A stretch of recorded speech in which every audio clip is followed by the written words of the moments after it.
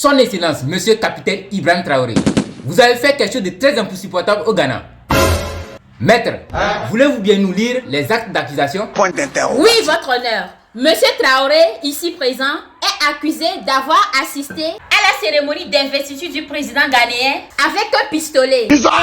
Monsieur Traoré, nous pouvons vite clore ce procès si vous acceptez de collaborer avec la justice. Monsieur le juge, il n'y aura pas de négociation. Taisez-vous, Monsieur Traoré. N'essayez surtout pas de faire énergie avec le tribunal. Je vous rappelle que le tribunal a des preuves bien solides contre vous. Objection, votre honneur. Le tribunal essaie d'intimider mon client. Ce qui est condamné par l'article 103, alinéa 6 de la loi 2023. Ferme-moi. Taisez-vous, maître. Vous n'êtes pas mieux placé pour faire la morale au tribunal. La preuve, vous avez déjà été déclaré 2 fois coupable dans ce même tribunal. Bref, revenons au procès. Votre client est accusé d'avoir amené son pistolet au Ghana. Monsieur le juge, il n'a pas seulement amené son pistolet au Ghana, il a aussi volé la visibilité du président ghanéen. Maître, vos accusations deviennent une exagération. Taisez-vous, accusé. Nous avons plusieurs photos et plusieurs vidéos pour prouver la véracité de l'accusation. Monsieur le juge, le tribunal a-t-il un problème aujourd'hui? Et pourquoi, maître? Eh bien, parce que la meilleure façon est de donner la parole à l'accusé de se défendre. Mais puisque le tribunal oublie sa fonction, qui est de juger et non d'accuser, je suis obligé de prendre la parole sans votre permission. Maître! Monsieur le juge, gardez votre silence. Vous disiez que mon client, Monsieur Traoré, a volé la visibilité du président ghanéen. Mais voyons, Monsieur le juge, le capitaine Ibrahim Traoré n'est pas seulement aimé au Burkina Faso. Il est aimé un peu partout en Afrique.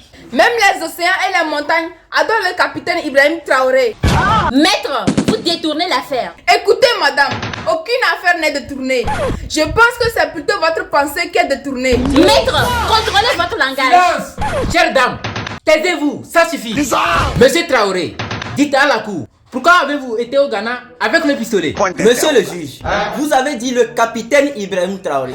Capitaine, donc c'est clair que je ne suis pas médecin ni enseignant. Je suis militaire. Monsieur le juge, l'accusé évite la question. Il n'a pas répondu. Taisez-vous, maître. Vous n'avez pas la parole. Laissez-le continuer. Merci, votre honneur.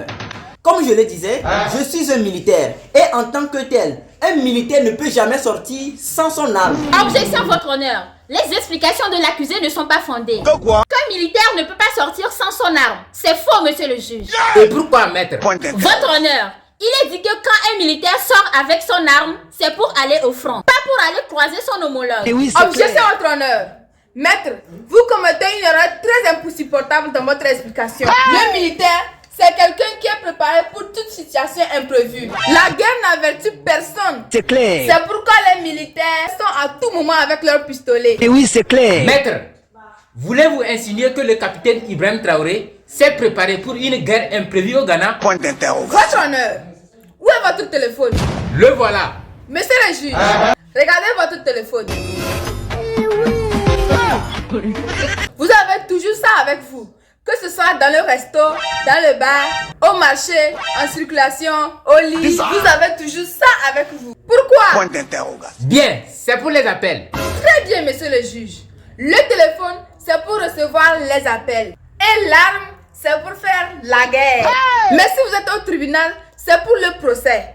Et en pleine audience, vous ne pouvez pas recevoir d'appel. Mais vous êtes venu quand même avec votre téléphone, sachant bien que vous n'allez pas vous en servir. C'est de la même manière que le capitaine Ibrahim Traoré s'est rendu au Ghana avec son pistolet, sachant bien qu'il n'allait pas s'en servir. Donc, monsieur le juge, c'est simple. Pour le militaire, son pistolet est comme son portable. Et personne ne doit le blâmer pour ça. L'audience est levée. Taisez-vous, maître. Vous êtes vraiment insupportable. Vous osez fermer l'audience sans ma permission. Bien. La cour, après délibération, déclare innocent M. Traoré. Par contre, son avocat est déclaré coupable d'avoir fermé l'audience. Et doit être condamné à 2 jours, 5 heures, 55 minutes et 23 secondes de prison ferme, sans boire, sans manger, sans uriner, sans chier, sans dormir et même voyager. L'audience est levée.